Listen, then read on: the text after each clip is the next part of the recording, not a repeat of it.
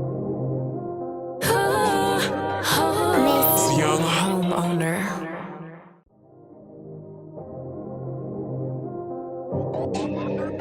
Hey everybody, welcome back to our YouTube channel, Miss Young Homeowner. Hey guys. Another week, another opportunity to learn information. So last week we talked about the pros and cons of renting versus owning. So this week it's going to be more of a conversation talking about our personal experiences of how we transitioned from being a renter to an owner ourselves. For me personally, I came from my mom's house, my good old mama's house. Thanks, Barbara. Shout out to you. I stayed at home rent-free, thank God. My parents really wanted me to focus on saving my money. So I would suggest if you are blessed enough to stay home rent-free or if you have a minimum amount of rent to pay, a good strategy would try to be to save your mortgage or what your mortgage will be. When you do have to pay mortgage, you'll already be used to putting aside that particular amount of money. Mine is similar to yours. You know, of course, I'm still at my mama's house. Still haven't moved in, guys. But what I did, or what my mom helped me do, was actually pay her rent. Mm-hmm. But that rent was, unbeknownst to me, being saved. So she was still collecting that money, collected it. And then once I actually go to closing, I'm going to see how much I actually ended up giving her. That's a good strategy. Yeah, my dad did the same thing. I loved that. Because he was like, you got to start paying rent. I'm like, rent? What? Right. And then he gave me the money back. I was like, oh, so this is where all that money is for. So if your parents tell you to pay rent, don't be surprised if they give it back to you. I think I had a more difficult transition. I did move back home from my parents, but when I was renting, I was living in Philadelphia, Pennsylvania. I had a job out there when I graduated from college, and I wanted to move back to my hometown, which is PG County, Maryland. And so I was looking for jobs, finally got a job. They gave me 2 weeks notice before I needed to start. So I pretty much had to pick up my life, put in my 2 weeks notice at my current job, and move to, move back home.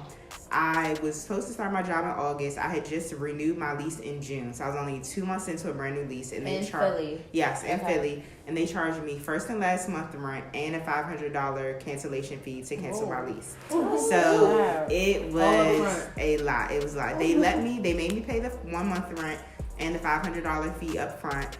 And then they let me pay the rest of the second month's rent.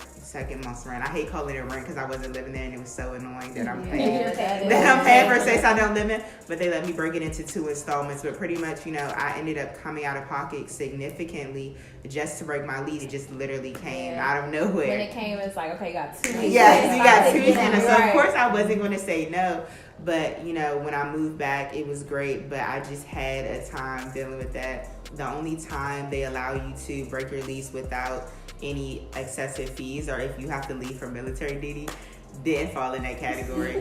Fun fact. Didn't know that. In a way, that's like a blessing in disguise. Even though she had to come out of pocket, a lot of apartment complexes don't even let you break your lease. They'll say, yeah, you can go wherever you want, but we still, if we're 2 months in, like they'll say, okay, you're 2 months in, but we still expect 10 months more. Or they expect you to find a my subleaser. My apartment was literally like that. Or There was no way, like in my case, there was not even a way to do like a sublease. It was literally in the contract. It said you have to pay the entire year. Did you have to break the lease? So I think it depends. I didn't. Okay.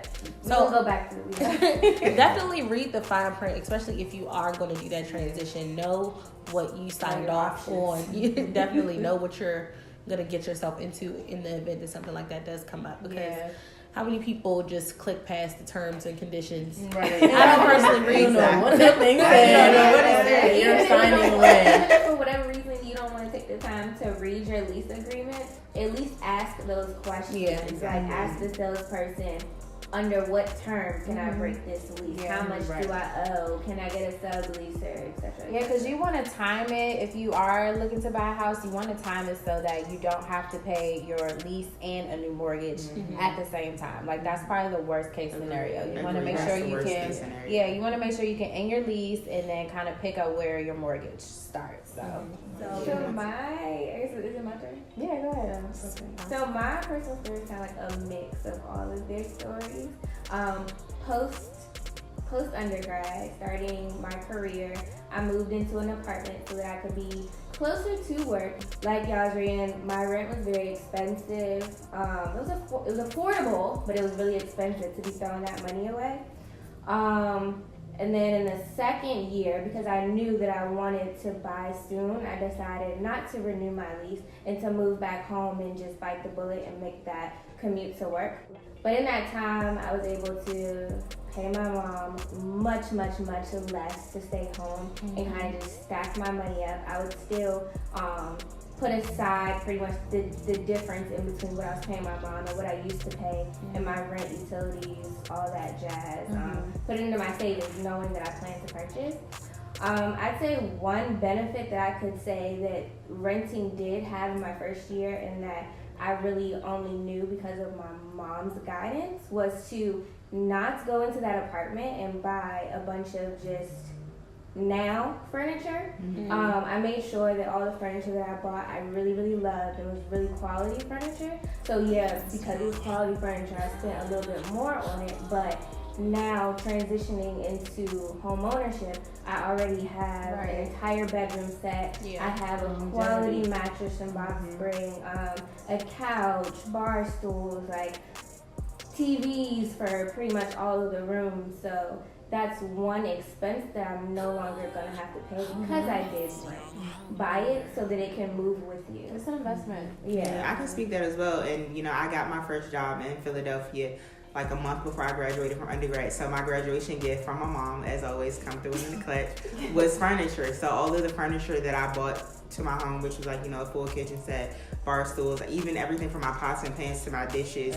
When I was, having a mortgage for the first time, having to recover from closing costs, things like that. Thankfully, those were items I didn't have to worry about because, those little things adds up. Towels, rugs, pots and pans, dishes. I don't think no one ever thinks about the numbers of what it takes to make your place look nice until you're actually doing it. Thankfully, my godmom decided that she wanted to decorate my bathroom for me. When I saw at the checkout how much she spent on this bathroom, like that added up. Yes, I was shocked how much I had to buy an area rug, and I started looking. For the girl. For what? For what? So if you got any aunties, any uncles, cousins, call all furniture, have a housewarming, get some gift cards. And if they have leftover furniture, like I got my couch set from my grandma's sister. It's so cute. So any hand-me-downs, if it looks good, just wipe off the dust. And I'm not in my house yet, but what I've decided to do was like buy pieces, like you guys were saying.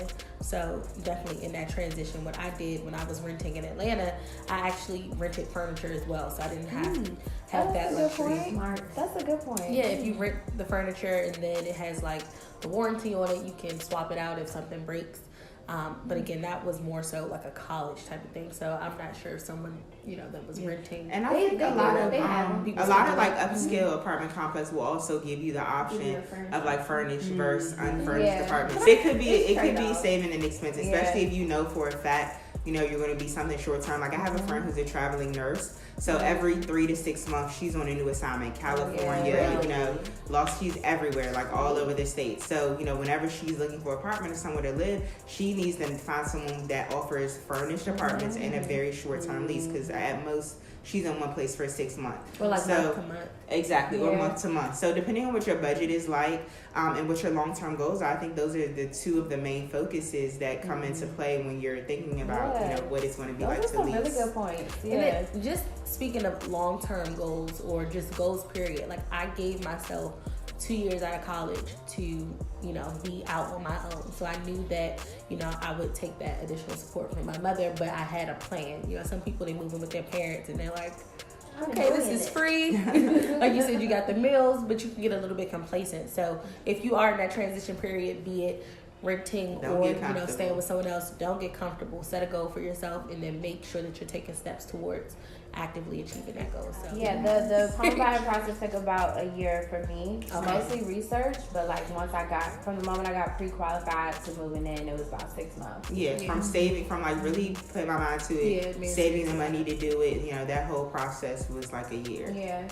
And that's one thing as well, like you said, don't feel like being rushed. Now I moved into my house I closed September 29th. I got a lot of renovations done, so I didn't actually move in until like Thanksgiving. So towards the end of November. And, you know, I was so focused on getting everything done, getting all like the things I wanted on my walls, getting everything done. And one of my aunts was actually like, you know, it'll just come. Like, you know, you don't have to have everything done.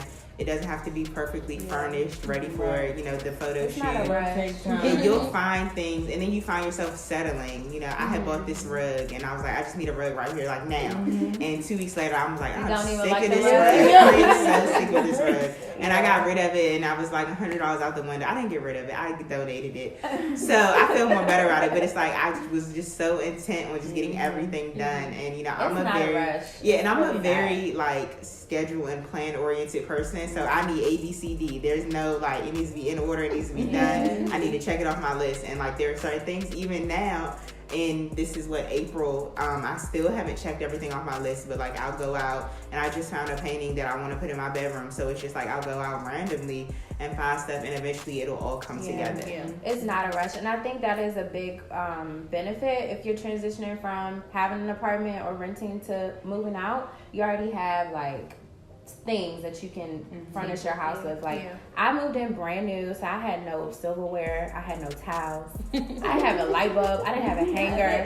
But if you're coming from your own apartment, you know there's some basics that you already may have. All these lights, do they come with light bulbs? I had to install this. This is a ceiling fan if you can't see. Usually the recess. That might be a blooper, guys, or a dumb question. No question is a dumb question.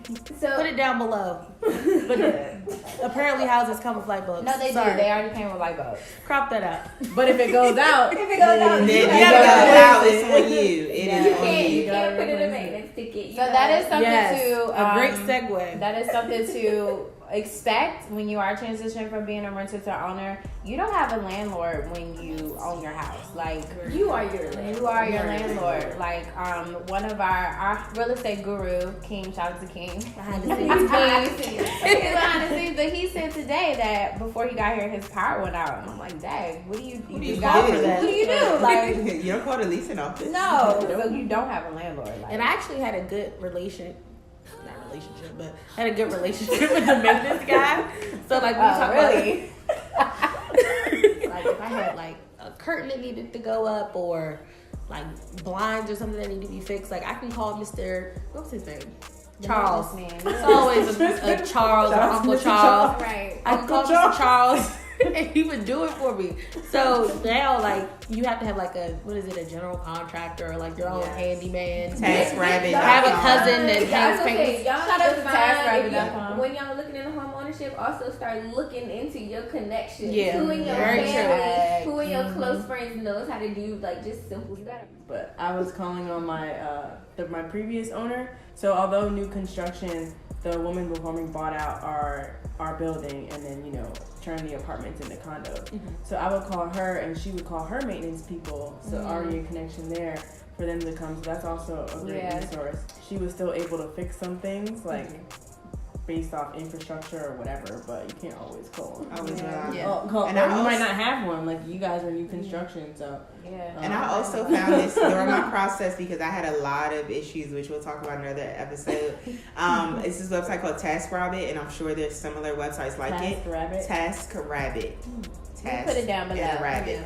But you pretty much put in your zip code and like a brief synopsis of what you're looking for, whether it be a landscaper, a plumber, an electrician, a general contractor. And the good thing about them is that they charge by the hour. So, you know, even if you go to a general contractor and it may be more expensive because they're charging you to do the actual job, the individuals from TaskRabbit who are already vetted, they already have reviews, you know, they already are been certified as qualified in whatever skill they're saying they have. They'll charge you by the hour. So I make sure, one thing I would stress, and I will stress it even more in future episodes, make sure the people you hire are legitimate.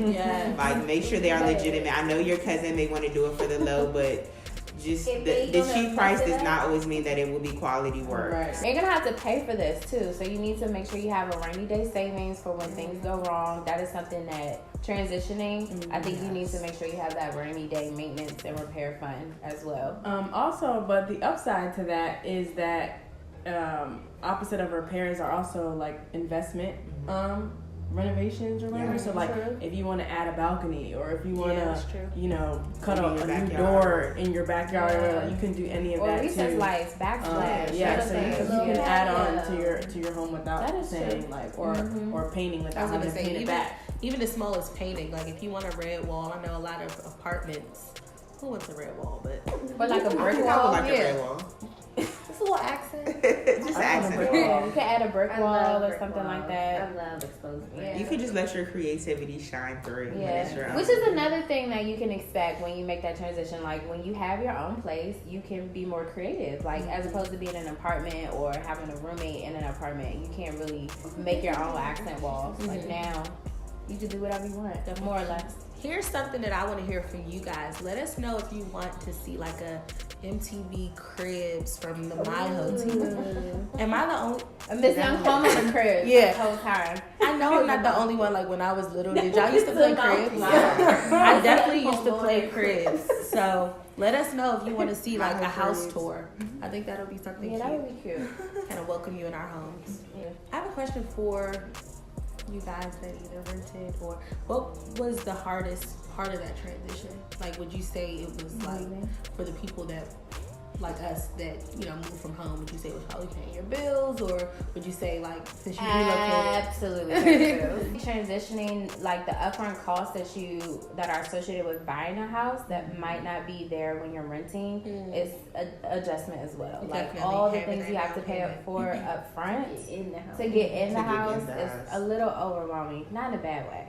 But that's where saving comes into play. Because I don't think that was as overwhelming for me because like I would have been saving. So yeah, it was like overwhelming. It's like, oh my gosh, I'm giving this huge check to this person and I'm like signing away my firstborn. Like, I'm signing so much paperwork. But I think preparing for it is like really helpful. That's kind of our goal here is to help you prepare. So certain things that caught us off guard or snuck up on us, it was I actually had money left over after my closing costs because I had been saving so consistently. Try to save per month what you're going to be spending in your mortgage. If you, for whatever reason, can't afford to save, I don't know, somebody throw out a number for like mortgage. $1,000. $1,000. So if you think your mortgage is, it's not going to be that low. Unless, depending on where you're watching this from. If you're watching it from the DMV, I'm not going to be that lucky.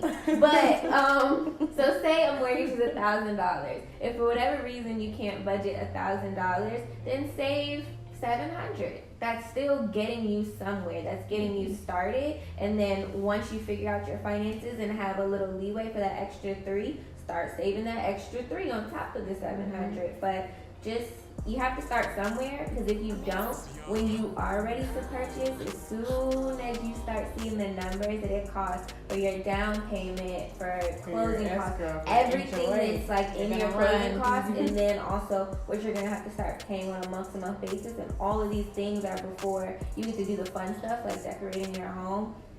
You're gonna be like, hell no, I'm not. I'll rent for the rest of my life. I'll live with my family. Don't let it deter you. Yeah, even if you can't save the amount of your mortgage, that would be ideal. But definitely don't be discouraged, because there may be months when I can put away $1,500 a month, after I pay all my bills, my other bills. But there may be months where, holidays, I'm buying gifts for my family, certain obligations where you can't. Like, don't be discouraged. If you live in a very expensive area and, your process, it may take you a year just to save, or maybe 2 years just to save. It can take time, and it's okay. And I definitely feel like, there have been times when really in reality I had so many responsibilities, I can maybe only put away $200 and $300 a month. Right. And that's okay, but I was still able to do what I wanted. You just have to be consistent when I think that's making, and don't touch that money. Yes. Don't touch it. Leave it there.